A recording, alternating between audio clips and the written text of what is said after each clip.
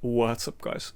So, the other day I made a guide about Dark Fae, and in that video I explain all of the mechanics and how to build a team for this boss.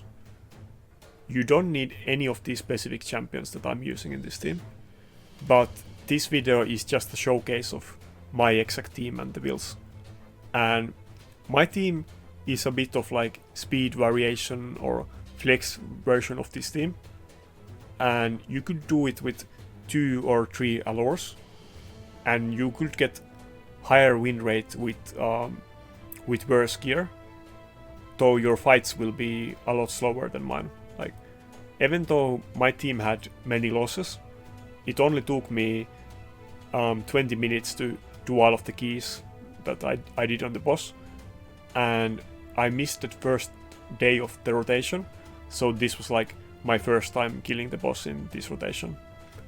And I used to do this team with Gold Heart instead of Ninja, but I stopped using Ninja in Hydra, so I wanted to use him in this boss instead for fun. And I will probably use him in other Doom Tower bosses with this build as well. And yeah, in the end of this video I will show you the full uncut like raw runs that I did, just to show that it actually works. But it took me around 20 minutes to do the keys, and I had several fails in there as well. And yeah, I'm not gonna go in the details about the video, I mean the tactics, which is all explained in the other video.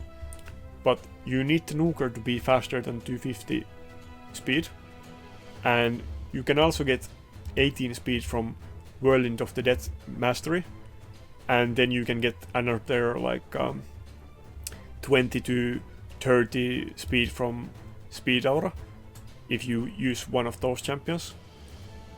But yeah, I'm not using any of them, so mine is kind of fast. And the faster you can make your nuker, the faster you can make the other champions in the team. So, but also the nuker needs to have enough damage to one-shot the other champions in your team.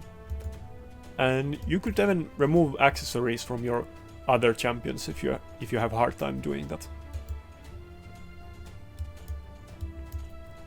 And the Ninja is in kind of basic like nuker build.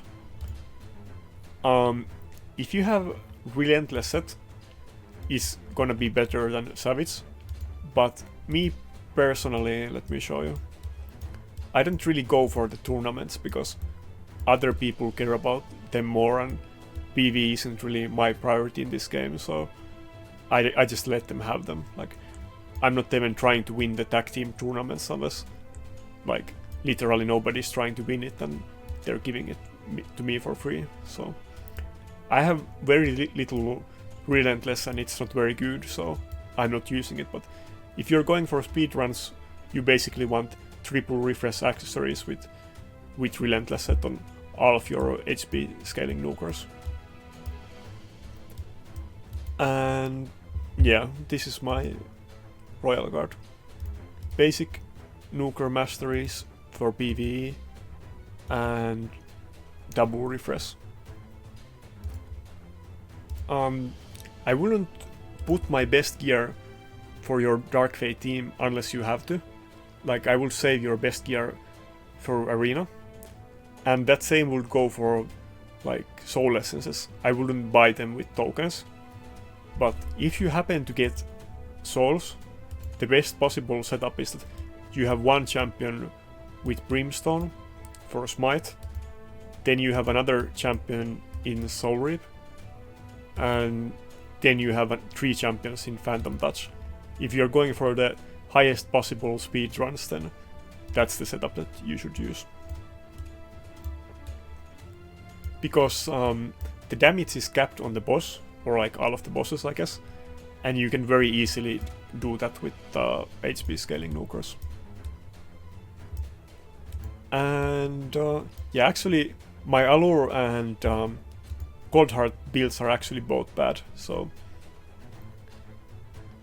one thing you want in this build, which I explain in the other video in detail, but ideally you want to make Allure the highest attack in the team, because then the boss will copy her instead of your nukers, and you will have higher win rate on the boss. But I think I took some of her gear for other content and I forgot to have her crit capped, but I was still able to do the run, so it's fine, I guess. But ideally you want her to be, of course, full crit rate, and you want her to be like 1 speed slower than your nuker, so I noticed that I could probably like clip a bit speed on her or something, but I will probably fix her gear later. And yeah, the same thing with Cold Heart as well. Actually, this is the funny thing. I have 2 Cold Hearts, and the other one has 4-star Blessing and triple refresh, and for some reason I was using the other one with very crappy build, and I probably removed gear from the other Cold Heart for some other content, but this was still able to do it. Like, ideally you would have this one in Phantom Touch and triple refresh and Relentless, but basically the same build. And you would also want to get more attack for the waves if you really want to go for speedruns.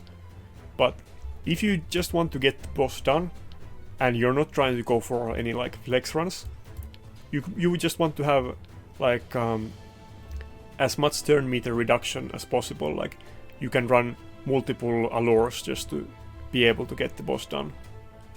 But yeah, now I will show you the full uncut raw video of me doing the boss. Like I said before, this is my first day of killing the boss, and this is the first 8 fights that I do on the boss, and I'm sure I can get a run that is like 30 something turns, and after I fix the builds, like, I will probably get a better win ratio, but this is just to give you an example like how it works.